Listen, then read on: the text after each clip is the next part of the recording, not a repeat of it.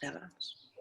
Bueno, pues buenos días a todos. Mi nombre es Elisa Gaona, soy pediatra, gastroenteróloga pediatra egresada del Hospital Infantil de México Federico Gómez, y el día de hoy tenemos la fortuna de contar con la presencia del doctor Rafael Pinilla.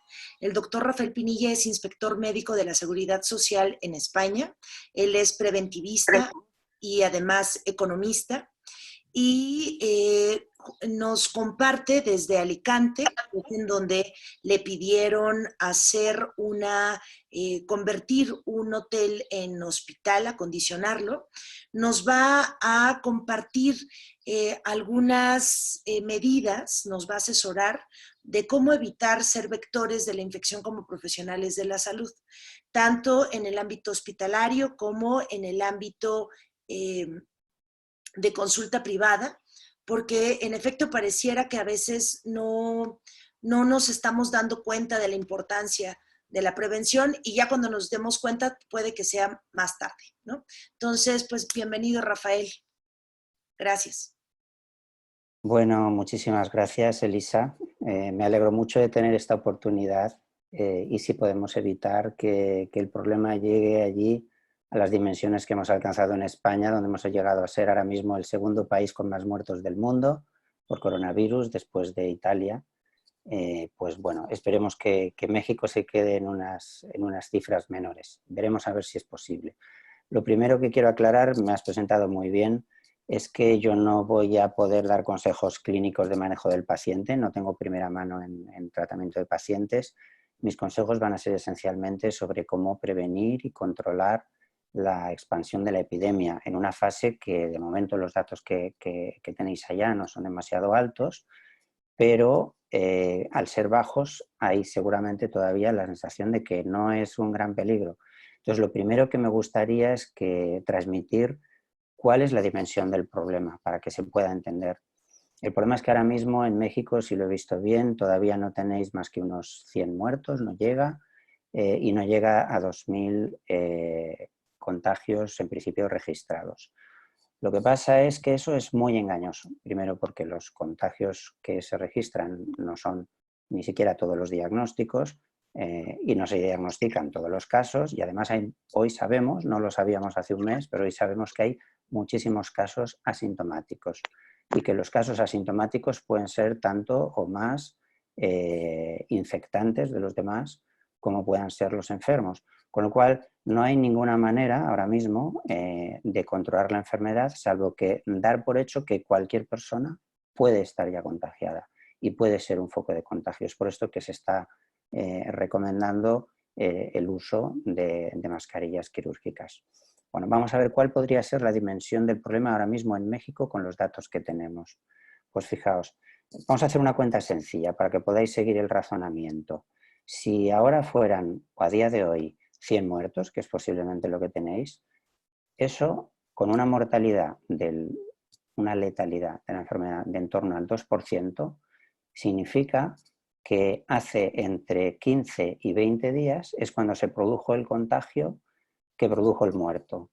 Es decir, que nos tenemos que retrotraer hasta cuántos contagiados habría hace unos 20 días. ¿Cuántos podrían ser? Pues para que hoy día haya 100 muertos, si los contagiados, los que tenían la enfermedad, era el 2%, eso nos da que hay que multiplicar por cada muerto, había 50 contagiados. 50%, 5.000.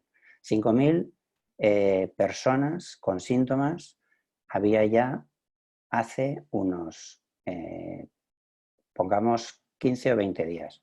Pero en realidad muchos había también que tenían síntomas leves no compatibles, así que por lo menos serían 10.000. Y además pongamos que había otros 5.000 asintomáticos. Estamos diciendo que muy probablemente, y esto es una estimación conservadora, en México hace entre 15 y 20 días había 15.000 contagiados, ¿vale? Ahora, ¿con qué frecuencia se está transmitiendo la enfermedad de este virus? ¿Con qué frecuencia se está transmitiendo el virus en condiciones antes de que se tomen medidas de restricción eficaces? Sabemos que se está duplicando entre 2 y 3 días. Como han pasado entre 15 y 20 días, lo normal es que esa cantidad de 15.000 se haya duplicado cada 3 días desde hace unas 3 semanas. Esto viene a ser, se ha duplicado 7 veces. Si 15.000 contagiados se duplican 7 veces, esto nos da una cifra de 1,5 millones de personas probablemente contagiadas a día de hoy en México. Incluso tomando las medidas más restrictivas y si no hubiera más contagios, podéis dar por seguro que entre 15 y 20 días, o sea, dentro de 2 o 3 semanas, alcanzaréis la cifra de entre 7.000 y 10.000 muertos, ¿vale? Y ahora mismo solamente tenéis 100. Fijaros que son solamente 2 a 3 semanas de distancia. ¿Qué es lo que podemos hacer para que eso no vaya más? Porque eso ya no se va a poder modificar. O sea, esos 7.000 o 10.000 muertos están ya prácticamente garantizados. Ahora vamos a intentar que no suban de ahí. Os dais cuenta que en realidad, visto de esta manera, el caso es bastante dramático, ¿no? Bueno, pues vista la dimensión del problema, yo quiero que entendáis ahora mismo que una cosa es el riesgo individual para vosotros como personas y para vuestras familias, y otra el riesgo para la comunidad. En realidad, el riesgo individual para vosotros como personas, muchos de vosotros seréis personas relativamente jóvenes, en buen estado de salud, el riesgo para vosotros es relativamente pequeño, me refiero al riesgo de morir. El riesgo de morir puede ser menos del 1%. No parece muy grande. Seguramente no llega ni siquiera a esa cifra. Pero lo que ocurre es que eso, extrapolado a toda la población, un 1% de la población de México es muchísima gente. Entonces, lo que tenemos que hacer es intentar reducir a toda costa el riesgo para la comunidad. ¿Y cómo se hace esto? Bueno, pues hemos tenido la experiencia de algunos otros países que han pasado antes, se han tomado algunas medidas muy drásticas de tipo gubernamental. En algunos países como Corea, donde habían tenido, entre comillas, la suerte de vivir de cerca lo que fue la epidemia del SARS en el año 2003, pues estaban especialmente sensibilizados y tomaron medidas rápidamente y fueron capaces de controlar la difusión de la enfermedad sin tener que hacer grandes trastornos sociales a base de lo que en epidemiología llamamos la búsqueda activa de casos, control y aislamiento tanto de los casos como de los contactos de los que han caído enfermos. Siguen teniendo ellos casos, pero a un nivel en el que el sistema sanitario es capaz de asumirlos sin montar grandes dispositivos y sin que haya un gran trastorno de la actividad económica y social del país. No ha sido así en Europa. En Europa quizá, pues bueno, nosotros nos sentíamos países ricos. Si resulta que en China lo han podido hacer y en Corea también, pues seguramente nosotros podremos hacerlo. Y realmente no hubo una percepción importante del riesgo. Incluso con muchos gobernantes, políticos y figuras famosas, pues un poco riéndose del virus, diciendo que, bueno, que esto se estaba exagerando, que había mucho alarmismo, etcétera, etcétera, etcétera. Os sonará, porque en todos los países está ocurriendo, seguro que en México y en cualquier otro país ha habido un montón de gente que ha tenido esta misma reacción inicialmente.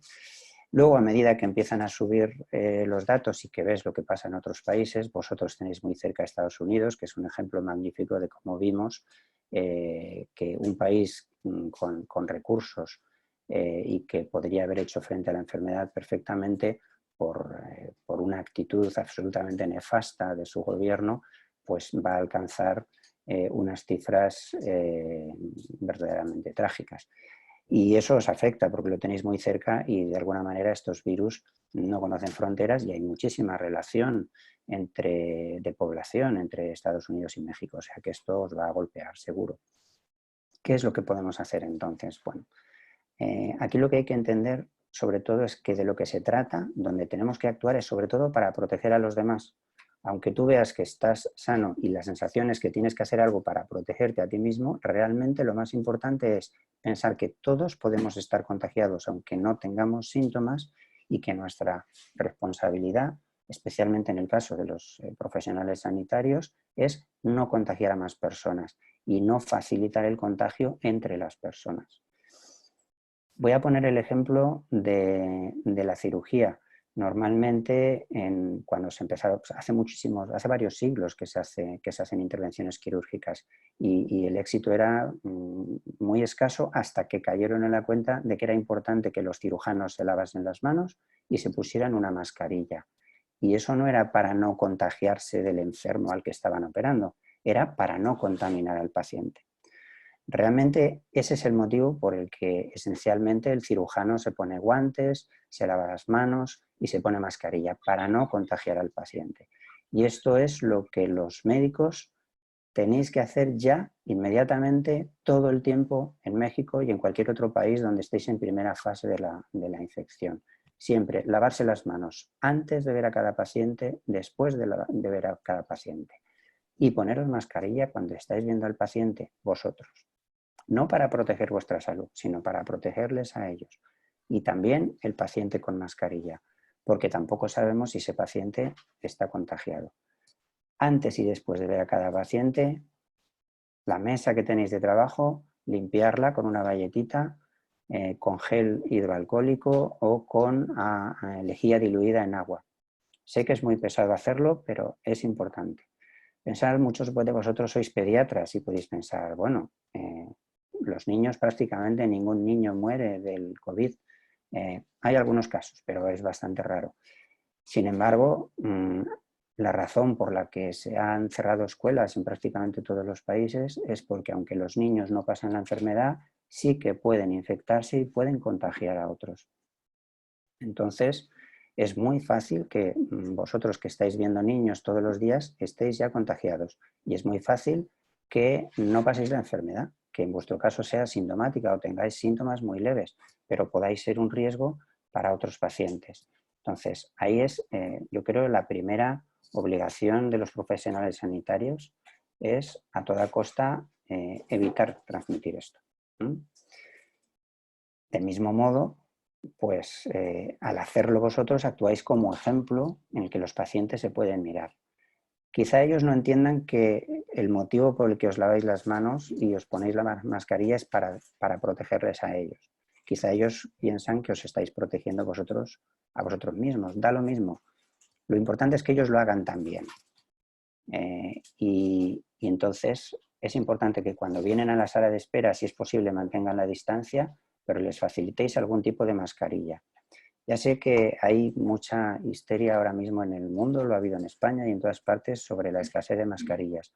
No hace falta, voy a decirlo con rotundidad, se acaba de publicar en Nature un artículo perfectamente documentado en el que se ha comprobado experimentalmente que las mascarillas quirúrgicas son suficientes para prevenir el contagio de la enfermedad. O sea, un enfermo que lleva puesta una mascarilla quirúrgica, el coronavirus queda retenido en la mascarilla y por tanto se reduce enormemente el riesgo. Riesgo cero no existe, siempre es posible que se toque la mascarilla, que la difunda de otras maneras.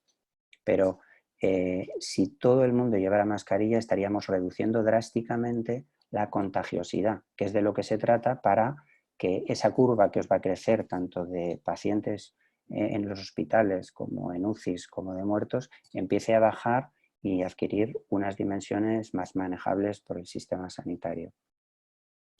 En tercer lugar, podéis hacer una educación sanitaria.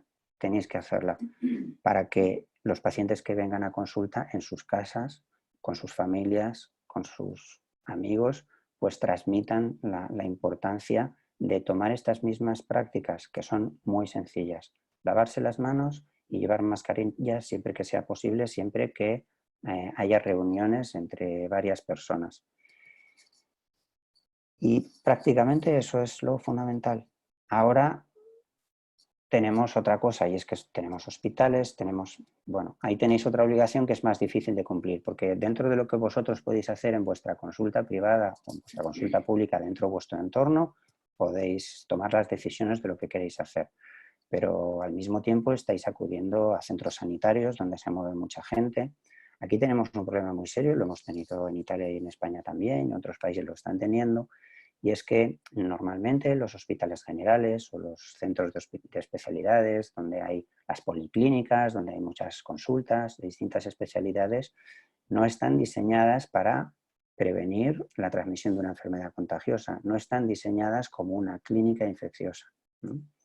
Están diseñadas como hospitales generales, donde en el mejor de los casos a lo mejor hay una planta del hospital que sí que se ha diseñado como una planta para infecciosos, con habitaciones individuales, donde los que entran y los que salen pues tienen que someterse a un cierto rito de limpieza a la entrada y sobre todo a la salida.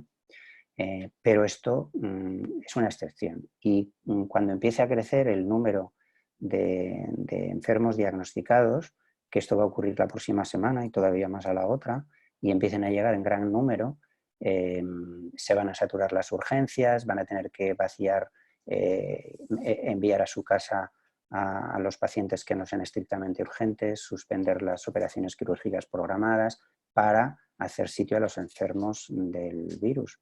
Y se pondrán dentro de un hospital general que no está en principio preparado para estas cosas. Así que conseguir que las autoridades del hospital y todo el personal, no solo los médicos, sino también enfermeras, auxiliares, limpiadores, celadores, todo el personal que trabaja en el hospital, se conciencie de la importancia de tomar estas medidas de protección es muy importante. Os encontraréis con algo, y es que hay muchos profesionales sanitarios que piensan sobre todo en protegerse a sí mismos, y entonces incluso sacarán vídeos, lo están haciendo también aquí en España, pues reclamando que les están enviando a luchar a la guerra sin armas, que no tienen protección suficiente, que las mascarillas que le dan solamente son mascarillas quirúrgicas, que esto es un asco, en fin. Realmente con mascarillas quirúrgicas es suficiente, solamente hay algunas especialidades donde sí que es importante llevar un equipamiento de protección personal más importante, que son pues aquellos que tienen el riesgo de enfrentarse a aerosoles. Sería otorrinolaringólogos, que van a estar directamente cerca de la faringe, serían los anestesistas, pueden ser neumólogos, la gente que maneja respiradores, por supuesto la gente que está en unidades de cuidado intensivo. Para este personal que está muy directamente expuesto y que puede estar expuesto a aerosoles, sí que es importante que lleven, además de lavarse las manos y llevar guantes, que lleven una bata impermeable, que lleven protección ocular y que lleven, en este caso sí, mascarillas de alta filtración, FFP2 o FFP3. El último consejo para lo que sería la administración sanitaria es que fuesen preparando lo antes posible dispositivos de atención específicamente preparados para este tipo de pacientes. Si es posible, habilitar edificios que se dediquen en exclusiva a estos pacientes para no mezclarlos con los pacientes normales, y que se proteja especialmente con estas medidas de protección de trabajadores cualquier institución en la que haya personas mayores. Uno de los factores de mayor mortalidad tanto en Italia como en España han sido las residencias de personas mayores. Ha habido residencias donde entre 100 residentes han muerto más de la mitad. Y esto normalmente ha sido porque inadvertidamente algún trabajador que era asintomático, sin saberlo, ha introducido el virus dentro de la residencia. Entonces es muy importante que todas las personas que trabajan en estos sitios se laven constantemente las manos, lleven mascarilla y se intensifiquen las medidas de limpieza y desinfección de estas instituciones. Y por mi parte, yo creo que eso es lo que quería comentar. Creo que estas medidas son las más importantes. Seguramente tendréis preguntas que hacer Claro, y con gracias, mucho doctor. gusto contestaré a ellas. Ok, bueno, yo tengo una pregunta y si les parece, a aquellos que quieran preguntar, podemos levantar la mano. En la parte de abajo de control, o sea, de opciones, está la parte de participantes y en la parte de participantes te da la opción de poder levantar tu manita. Y si no, bueno, lo vamos a ir preguntando en el chat. Mi pregunta mucho va... Sabemos que va a haber más pacientes, sabemos que los recursos que de por sí ya son escasos van a escasear todavía más y no vamos a poder encontrar, porque ya de hecho hoy ya está sucediendo, no vamos a poder encontrar un cubrebocas quirúrgico, ya no digamos uno de mayor eficiencia.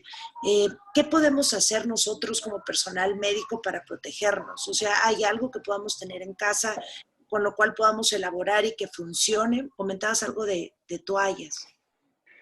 Sí, bueno, podéis haceros mascarillas, no es difícil. O sea, las mascarillas quirúrgicas inicialmente es un trocito de tela que uno se ata a la cara y es mejor eso que nada. Debería de haber, ahora mismo en México es el mayor fabricante de mascarillas en Norteamérica. Lo que pasa es que creo que les están comprando para el norte, pero en España tampoco había, y entonces pues la gente que estaba cosiendo zapatos se ha puesto a fabricar mascarillas, ha habido un gran movimiento de gente para suministrarlas a los profesionales sanitarios y yo creo que esto es algo que podríais promover.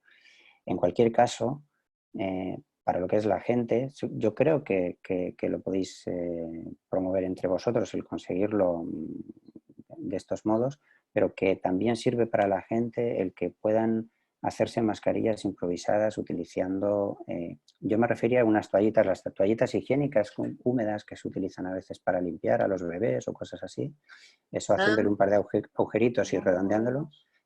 Eso os puedo enviar algún vídeo de cómo hacerlo. vale. Hay varios vídeos que circulan por internet, un montón, donde explican cómo hacer mascarillas improvisadas con materiales que todos tenemos en casa y que esos materiales en sí mismos no han desaparecido de las tiendas. Claro, ok, toallitas húmedas. Nos pregunta el doctor Jonathan Maya, ¿qué recomendaciones nos da para cuando regresemos a casa después de estar en contacto con pacientes? Sí, yo creo que ahí lo ideal, sí, yo imagino que tenéis una consulta separada de la casa. Entonces, tenéis que dar por hecho que es muy posible que estéis en contacto a lo largo de vuestro trabajo diario con pacientes que tienen infecciones. Entonces, lo que yo os aconsejaría como profesionales es que tengáis, deis por hecho que la consulta médica es una zona potencialmente contaminada. Aunque extreméis ahí la higiene, pues tenéis que dar por hecho que sería posible que esté contaminada y, por tanto, sería dejarlos la ropa de trabajo en la consulta y cuando salgáis os dais una ducha antes de salir con agua y jabón y con una ropa limpia vais a casa. Con la mascarilla que hayáis estado utilizando en la consulta la dejáis en la consulta para desechar y os vais a casa con una nueva. Esa la podéis seguir utilizando, no pasa nada, durante unos días o más hasta que volváis a la consulta. Y es después de tener la consulta donde ya hay un mayor riesgo de tener contagio cuando deberíais desecharla. Ok. Y aquí justamente lo que pregunta la doctora Alma Medrano es, ¿los cubrebocas quirúrgicos cada cuánto tiempo se deberían de cambiar? No hay un tiempo específico. En principio, de lo que se trata, como hemos dicho, es realmente la mascarilla os la ponéis más Ajá. que no para protegeros a vosotros mismos. Entonces, es un factor mecánico. Si vosotros estuvierais contagiados, desde el momento en que te pones la mascarilla ya está contaminada. Pero lo estás evitando que se difunda el virus. Entonces,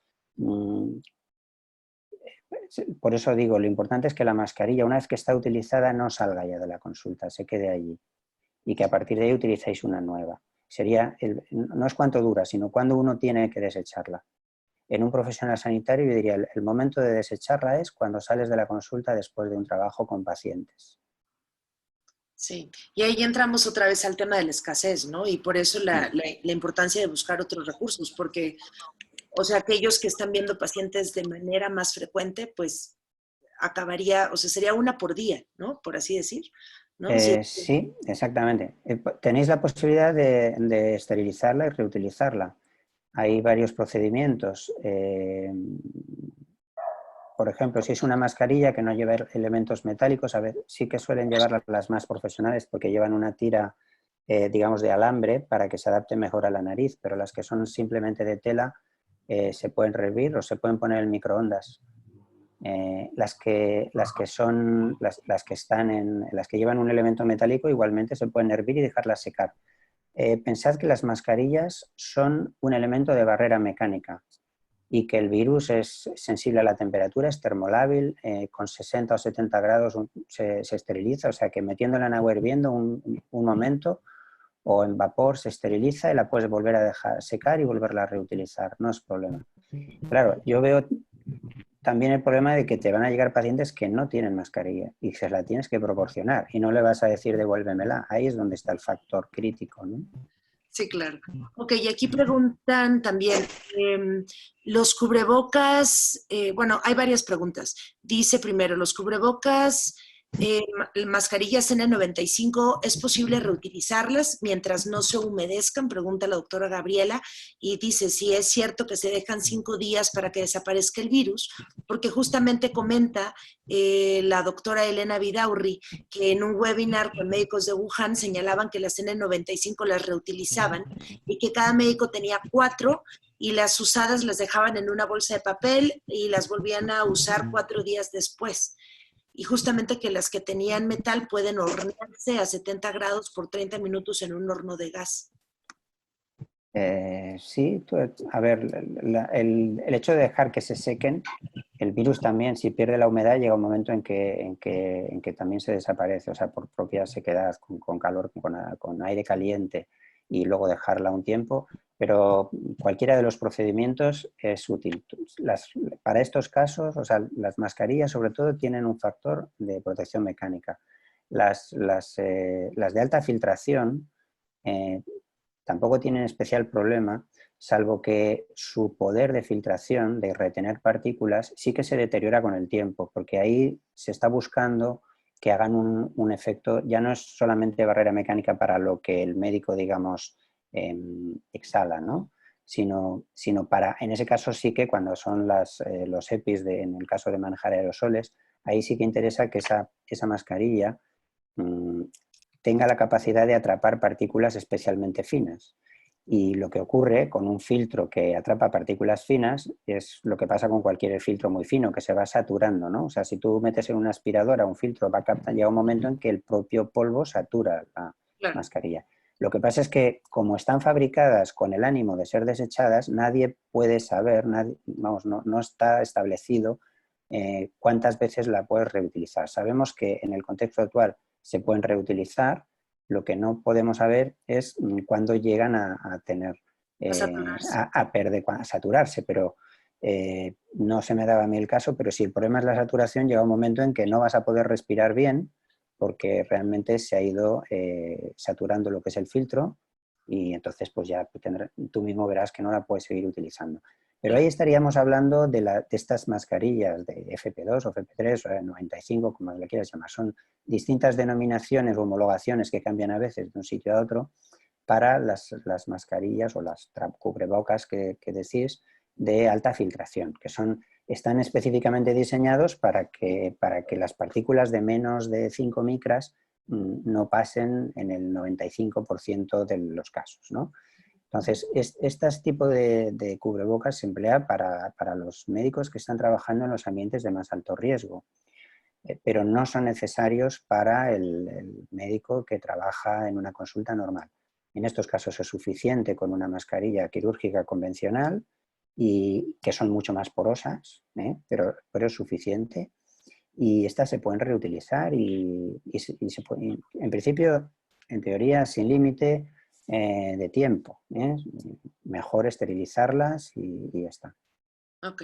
Y preguntaba también en relación con lo que comentó doctor de poderlas meter al microondas siempre y cuando evidentemente no tengan una parte metálica. ¿Cuánto tiempo en el microondas se sabe? No tengo la constancia de cuánto, pero yo le pondría, yo creo que con un par de minutos sería suficiente, así a ojo. Al fin y al cabo, las microondas lo que hacen es hacer vibrar las partículas de agua. Y la cantidad de agua que puede haber ahí es muy poca y casi todo es la que haya en los virus o en los restos de la humedad que haya. Y a la temperatura que va a ponerse en un minuto, normalmente en un vaso de agua, que es muchísima más cantidad, ya alcanza temperatura suficiente como para que matase al virus. O sea que con un minuto o dos de tener la mascarilla yo creo que sobraría incluso. Bien. Y complementa también la doctora Chantal Gilles que en la página de la CDC viene la receta de cómo hacerlo. Nos preguntó también la doctora Cristela Tagle que si podría repetir por favor el cálculo que hizo al inicio de la charla, de cuánto esperamos. Sí, es un cálculo a ojo, ¿no? Pero que en las fases iniciales sirve. Es solamente un cálculo exponencial. no sirven en fases más adelantadas porque en el momento en que empieza a haber un número de inmunizados ya sería una curva logística que hay que tener en cuenta el factor de que por el mero hecho de que el virus ya se ha difundido, tiende automáticamente a disminuir la contagiosidad, ¿no? Pero a las fases iniciales podemos dar como si la población, todo el mundo es susceptible y por tanto no da lo mismo no tener en cuenta los que ya se han inmunizado porque son muy pocos inicialmente. Entonces el razonamiento es el siguiente. Si ahora mismo hay 100 muertos y sabemos que la letalidad está en torno al 2%, quiere decirse que para tener 100 muertos, que son 2 de cada 100, es decir, 1 de cada 50 contagiados o diagnosticados, entonces esos 100 muertos significa que en el momento en que se contagiaron hubo, además de estos 100, por cada uno de ellos otros 49. Entonces, multiplicamos esos 100 por 50 y tenemos 5.000. Esto es lo que podemos suponer que había hace entre 15 y 20 días. ¿Por qué 15-20 días? Porque el periodo de incubación está entre una semana y 14 días. Cuando aparecen los síntomas, el diagnóstico no es inmediato, se retrasa el diagnóstico y se retrasa la notificación. Entonces, estimamos que desde que se produce el contagio hasta que se produce la muerte, el curso de la enfermedad, pues pueden pasar normalmente un mínimo de 15-20 días. Entonces, nos hemos puesto en que hace 15 días o 20 teníamos ya 5.000 contagiados, 5.000 enfermos con síntomas, pero porque en base a ese criterio es que se ha establecido una letalidad del 2%. Pero, ¿qué es lo que ha pasado con aquellos 5.000 enfermos muy contagiosos que había hace 20 días? Que antes de ponerse medidas de control sabemos que se duplican, esa cantidad se duplica cada 3 días aproximadamente, o menos. Hay sitios donde se está duplicando en casi en 2 días. Entonces, bueno, pero supongamos que se duplica cada 3 días. En ese caso, por cada 3 días que pasan, pues multiplica, no es que se sume la cantidad, sino que hay que multiplicar por 2. Entonces, 5.000 por 2 elevado a el número de fracciones de 3 días que han ocurrido. Y si fuera hace 5 días sería ese número de 5.000 por 2 elevado a 5. Si fuera hace 20 días, pues sería esos 5.000 por 2 elevado a 7. ¿Vale? Porque 7 por 3 son 21. Y si lo elevas a 7, o sea, si haces 2 elevado a 7 por 5.000, sale aproximadamente 1,5 millones. Wow. Ok, sí está muy bien. Una vez que sabes que es 1,5 millones, dices, bueno, pues si son 1,5 millones, ¿eso cuántos muertos representaría? El 2%. Sí, no está muy bien. Ok, doctor Rafael Pinilla, también nos preguntan en relación a las recomendaciones al llegar a casa. Si estuve en contacto con pacientes graves de esta enfermedad, ¿es recomendable que esté en contacto con mis hijos? Es decir, no nada más el hecho de hacer, bañarme, cambiarme la ropa, los zapatos, lavarme, sino evitar el contacto con mis hijos pequeños. Y quiero también suponer, si vivo con adultos mayores, evitar el contacto por completo. A ver, yo diría que con los hijos no, porque ahora mismo los niños son lo menos peligroso. Para ellos es el menos riesgo. La mayor parte de los niños ni siquiera pasan la enfermedad o tienen síntomas muy bajos. Entonces yo no creo que haya que privar a los niños del cariño o del contacto con un riesgo tan extremadamente pequeño, cuando tampoco hay si hubiera signos evidentes de que sí, pues sí, pero cuando solamente hay una mera posibilidad de haber estado en contacto, ¿no? Por otra parte, se supone que se ha estado en contacto, pero manteniendo medidas de protección, es decir, que se ha hecho todo lo posible para no llevar el virus a casa. En casa también es posible, digamos, dejar la ropa que traes de la calle en la entrada y cambiar el calzado y otra ropa pues, por otras diferentes. En cambio, con respecto a las personas mayores, yo sí que recomendaría a los familiares mayores que tengáis, recomendarles que se queden en su casa y facilitar que no salgan y reducir extremadamente el contacto con ellos, porque ellos sí que tienen un riesgo muy elevado. Mirad, en España hemos tenido ya a día de hoy 12.000 muertos. Ha habido días de casi 1.000 muertos al día. Y el 70, no, prácticamente el 90% de los muertos son mayores de 70 años. 90%. Entonces, también hay gente que se ha recuperado, que se ha curado teniendo incluso 100 años o 90, pero o sea, no mata a todos. No es que, pero cuando vemos las estadísticas que tenemos, la proporción de muertes aumenta muchísimo en mayores de 70, sobre todo en mayores de 80 años, ¿no? Y pregunta la doctora Chantal James, ¿qué políticas o protocolos utilizaron para pacientes con otras enfermedades o padecimientos que acuden a los hospitales por atención, por ejemplo, cirugías cardíacas urgentes? O sea, me imagino que aquello que no se puede postergar. Sí, a ver, no sé exactamente cómo lo están haciendo en cada hospital. Normalmente, inicialmente, todas las urgencias entran por el mismo sitio. Y eso es un gran riesgo, porque además del factor edad de las personas mayores, el otro factor epidemiológico que marca el riesgo de mortalidad es tener patologías crónicas, particularmente patología previa crónica cardiovascular, en primer lugar. En segundo lugar, patología de tipo respiratorio. Pero es más grave, digamos, tiene más riesgo de mortalidad con los datos que nosotros tenemos el tener patología cardiovascular previa. Y luego pues hay otras enfermedades, pero con mucho menos peso. O sea, esas dos serían los mayores factores, ¿no? Por ejemplo, los inmunodeprimidos también tienen una mayor mortalidad, pero no parece que sea un factor tan importante como estos otros casos. Bueno, entonces, ¿qué es lo ideal? Lo ideal es separar las urgencias que sean sospecha de COVID, inmediatamente canalizarlos por otro lado para que no entren en contacto con este tipo de pacientes. Y que en los hospitales separar, en la medida de lo posible, a este tipo de pacientes de los otros. Por eso yo decía, y por eso se está haciendo también, lo hemos hecho, lo hicieron nada más empezar los chinos, vimos espectacularmente que construían un nuevo hospital para no sé cuantísimos miles de camas en 2 semanas. Aquí en Madrid convertimos el espacio de la feria de muestras, que es una nave enorme, se convirtió en una semana prácticamente en el mayor hospital de España con 5.000 camas. Para cualquier paciente que se sospecha que es de esta categoría, enviarlo a un centro de tratamiento especializado y que no se mezcle con los otros pacientes. Dale.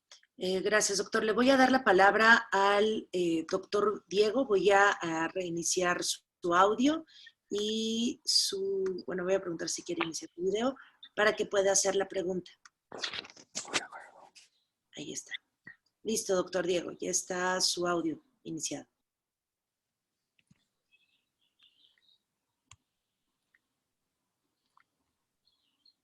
Hola. Creo que no. Creo que fue una falsa levantada de mano. Ok, de acuerdo. Yo tengo una pregunta. ¿Valdría la pena que me pareciera que estamos unos pasos atrás todo el tiempo? ¿Valdría acaso la pena que ya empezáramos, o sea, a pensar y hacer presión como sociedad civil a nuestros gobiernos para justamente habilitar no solamente áreas de hospitales, sino tal vez como lo hicieron en Madrid, de espacios públicos de gran Por densidad, supuesto. hoteles? Inmediatamente, cuanto antes podáis empezar, porque no os va a dar tiempo. Tenéis 2 semanas como mucho. Ajá. Entonces, sí, la recomendación es empezar cuanto antes. Sí, empezar cuanto antes a hacer un dispositivo de atención específico para estos pacientes para mantenerlos separados de los otros en la medida de lo posible. Siempre que sea posible, nosotros una opción que hemos hecho es aprovechar la estructura de gestión de los hospitales, que tienen también su área de salud, para que desde la estructura de gestión del hospital añadirle, digamos, otra estructura. Por ejemplo, aquí en Alicante, el Hospital General, que es el hospital más importante, pues en el jardín que tenía se ha levantado el jardín y allí se ha montado por el ejército un hospital de campaña, ¿vale?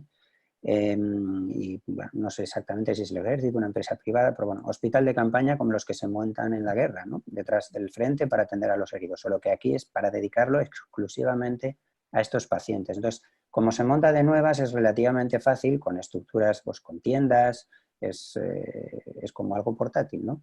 Entonces, eso se puede diseñar de manera que los circuitos se separen bien, como una clínica infecciosa, donde tanto el personal como los pacientes siguen unos protocolos que normalmente no es posible implantar dentro del propio hospital, que está diseñado para propósitos generales y donde, fíjate que un hospital general, el de Alicante es así, muchos son así, pues tiene unos ascensores que comunican todas las plantas y por las que pasa todo el mundo. Entonces, el ascensor se convierte en un foco de dispersión de la enfermedad, como puede ser el metro en Ciudad de México. Claro. Entonces, hay que evitar este tipo de cosas. Hay que hacer un circuito separado para lo que es la patología, donde están concentrados los virus, donde se tienen que tomar una serie de medidas para que el hospital, en la medida de lo posible, pueda seguir funcionando dentro de la normalidad, atendiendo a los otros pacientes que siguen existiendo. Sigue habiendo infartos, sigue habiendo enfermos de cáncer, sigue habiendo diabetes y todo tipo de cosas. Entonces, hasta cierto punto se puede retrasar algunas intervenciones, pero no todas. Va a haber muchas que va a haber que hacer. Y por tanto el sistema tiene que seguir atendiendo lo que hay y al mismo tiempo encargarse de esto. Entonces, serían dos tipos de dispositivos que parecen esenciales. Uno de ellos es hospitales específicos para atender a estos pacientes y concentrarlos allí, porque además el personal que les atiende aprende rápidamente y es mucho más eficiente que el mismo personal que ya está entrenado los maneje, porque hay una serie de prácticas que no son habituales que es necesario aprender. Y por otra parte, en el momento de darles el alta, van a necesitar hacer una cuarentena relativamente alta, porque pueden ser contagiosos parece ser hasta 14 días después. Los datos apuntan a que quizá no sea necesario alargar ese periodo tanto. Parece que la PCR que detecta el RNA del virus puede ser positiva hasta 12-13 días. Pero eso no significa que esté el virus, porque el RNA puede ser, la PCR es muy sensible. Entonces, parece ser que el virus no se detecta mucho más allá de 8 días y se podría a lo mejor abordar eso. Pero de momento se está dando como criterio, salvo que haya una PCR negativa, se está recomendando una cuarentena una vez que se sale del hospital de 2 semanas. Claro, si saturas en un hospital general camas con pacientes que están esperando 14 días allí, los hospitales generales funcionan normalmente con estancias más cortas. Entonces, para que no se sature, necesitamos crear otras estructuras, que es donde yo estoy ahora mismo, que es pues convertir, ahí sí que se puede utilizar pues hoteles, que ahora mismo pues el turismo se baja a lo mínimo, pues entonces nos están ofreciendo hoteles para poderlos convertir en alojamiento para convalecientes. Con una estructura médica relativamente pequeña, se puede manejar un hotel así. Hay que tener solamente, pues, para poder atender algunas urgencias, sí que se necesita personal de enfermería, pero los pacientes, si son pacientes autónomos para las actividades de la vida diaria, pues pueden estar en su habitación prácticamente aislados casi todo el día, solamente hay que ir suministrándoles la comida y una vez que ya ha pasado el tiempo, que están sin síntomas, pues se les manda para casa. Esta cuarentena se puede hacer también en casa si reúnen condiciones en su casa. Pero no todo el mundo tiene casas donde se pueda poner una habitación para ellos solos, un baño para ellos solos, donde no haya personas mayores, donde no haya personas enfermas. Entonces, cuando alguien puede hacerlo en su casa, perfecto, no pasa nada, se le instruye y se le dice cómo hacerlo. Pero si no puede ser, necesitamos este otro tipo de estructuras. Entonces, definitivamente vamos pasos atrás. Digo, a menos que alguno de los que están conectados, que ahora somos 60 personas, además de Rafael y yo, que estamos conectados, sabe si el gobierno ya está tomando medidas en cuanto a habilitar hoteles u otros centros para justamente tratar a las personas que estuvieron infectadas y que tienen cuarentena y que no tienen las medidas para regresar a su casa, díganlo, porque yo no tengo conocimiento de eso.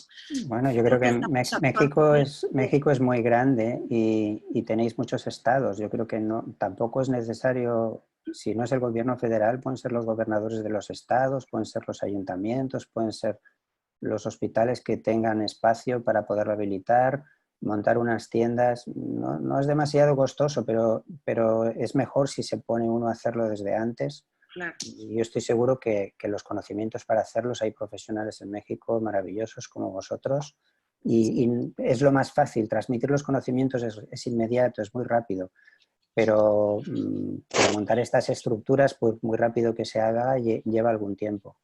Claro, por supuesto. Hay una pregunta de la doctora Ana Galiño, pero no sé si concierne a tu competencia o sea, por tu especialidad, pero pregunta, en caso de niños, ¿qué síntomas han sido más frecuentes? ¿Qué tan frecuente es su ingreso al hospital y su sobreevolución a enfermedad grave? ¿Qué grupos de edad y si hubo relación con comorbilidades? La verdad es que no te puedo responder a esa pregunta, salvo de oídas, y no quiero dar Claro, una claro, respuesta esta información. imprecisa. Claro, si Sí tomamos... que te puedo decir, o sea, el dato epidemiológico sí que lo conozco, es que la incidencia, es decir, la proporción de niños que presentan la enfermedad es muy pequeña. Es menos del 1% de los casos son menores de 15 años. Y sí que ha habido algún niño, algún muerto, recuerdo un niño de 13 años, y sí que tenía patología, pero eventualmente muere también personas jóvenes sin patología. Es decir, una cosa es que digamos, es más frecuente en personas mayores, ¿vale? Pero puede ocurrir en jóvenes. Es más frecuente en personas que tienen patología, pero puede ocurrir en personas sanas. Hemos tenido también profesionales sanitarios, policías, gente que está en primera línea, unos cuantos que eran personas jóvenes, que estaban bien de salud, que no tenían comorbilidades y que han fallecido. Ujú, ujú. Nos comenta la doctora Cari, el Grupo Ángeles designó al Hospital Ángeles Santa Mónica como centro COVID exclusivo. El doctor Miguel de Zacatecas nos dice, en Zacatecas ya está habilitado por parte del Seguro Social de Zacatecas un hospital exclusivo para pacientes COVID. En el caso de instituciones como el IMSS y el ISSSTE no hay orden aparente. Bueno, en el Bueno, ISSSTE. creo que son buenas noticias que se estén dedicando ya algunos hospitales para atención exclusiva para COVID. Yo creo que eso es una gran idea. Es bastante elemental, por otra parte, pero es lo primero que nos aconsejaron los médicos italianos cuando ellos empezaron a enfrentar la situación y se dieron cuenta que efectivamente ellos mismos, como profesionales sanitarios, se habían convertido en un factor de difusión del virus y que había que evitar a toda costa que eso sucediese. Ok, y también dice la doctora Borona que sí se están haciendo hospitales de campaña y transformando hospitales para que haya COVID y no COVID. Bien. Perfecto. Doctor, si quiere para terminar nuestra charla con usted, le agradecería que nos diera un breve resumen con los puntos claves que nos quiere dejar para que no lo olvidemos y lo podamos replicar con otras personas. Me parece muy bien, Elisa. Creo que además es muy sencillo. Lo primero es, cuesta mucho entender la dimensión del problema. Hay mucho ruido por ahí ahora mismo, no sé. Cuesta mucho entender la dimensión del problema porque en un problema que crece de forma exponencial, en 2 o 3 semanas podemos pasar de tener solamente 100 muertos a tener 10.000, ¿vale? Entonces es muy importante empezar a actuar ya, con suficiente antelación. Ese sería el primer elemento.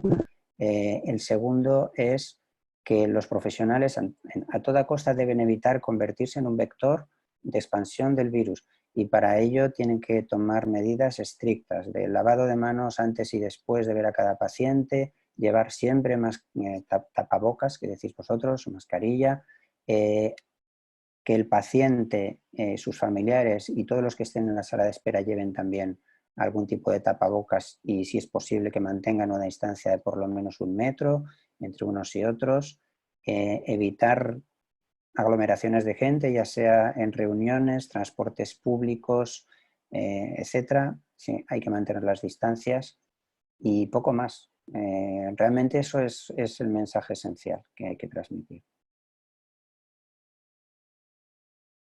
¿Y algún mensaje de esperanza? Esto Sí, acaba. bueno, yo creo que la vacuna llegará antes de lo que dicen, pero sacaremos siempre lo positivo que podamos, ¿no? ¿Qué cosas veo yo? En España, por ejemplo, estamos consiguiendo una tasa de curaciones bastante alta y aunque nos ha costado reaccionar, creo que ahora mismo está empezando a disminuir a una velocidad que seguramente es mayor que en otras partes. Vamos a ver si se confirma. Ojalá que en México podáis hacer lo mismo, que podéis actuar antes que nosotros, no llegar no llegar a que el problema sea tan grande Claro. y controlarlo antes. Otra cosa que está ocurriendo desde que sucedió, es asombroso la cantidad de publicaciones científicas rigurosas que se han hecho, el gran conocimiento que estamos adquiriendo del virus. Mucho de lo que yo te he dicho ahora no lo sabíamos, no lo sabíamos hace justo un mes cuando empezamos a luchar aquí en España contra el virus. Esto, por ejemplo, de los asintomáticos, que es un factor clave para protegerse. El saber que el tapabocas quirúrgico es eficaz lo sabemos desde ayer, desde el punto de vista científico, quiere decir que es una noticia muy importante y que da mucha confianza en que solamente utilizando eso de manera sistemática toda la población se puede atajar efectivamente la transmisión. Y ahora mismo, a lo largo del mes de abril, se esperan resultados de varias decenas de ensayos clínicos en los que se va a constatar la efectividad y mejor uso de varios medicamentos que se sabe que están teniendo efectividad y lo estamos utilizando, pero lo estamos utilizando de forma empírica, no con una indicación precisa. Entonces, medicamentos que ya conocéis, algunos de ellos como la cloroquina, se sabe que pueden ser útiles, quizá no solamente para el tratamiento de los enfermos, sino también para la prevención de la difusión. Esto es algo que lo sabremos antes de terminar el mes de abril en un ensayo clínico que se está haciendo aquí en España, en Barcelona. Perfecto. Bueno, pues doctor Rafael Pinilla, muchas gracias por su tiempo pues Dios lo bendice y bendiciones a todos nosotros, cuidémonos y sobre todo seamos comunicólogos con las personas que tengamos cerca, porque de verdad parece que no lo estamos tomando con la seriedad que amerita y debemos hacerlo hoy y asimismo transmitir mensajes de que esto va a acabar, pero tenemos que ponernos mucho las pilas y ponérnoslas ya. Pues Entonces, muchas gracias, Elisa. Gracias por la oportunidad de transmitiros esta información. Y la verdad que me gustaría que pudiera llegar este mensaje a tiempo a tantos países. ok, muchas gracias Rafael y muchas gracias a todos. Entonces, pues sí, en pro del bienestar del mundo. Muchas gracias y hasta luego. Venga, mucho ánimo. Gracias. Chao, doctor. Chao.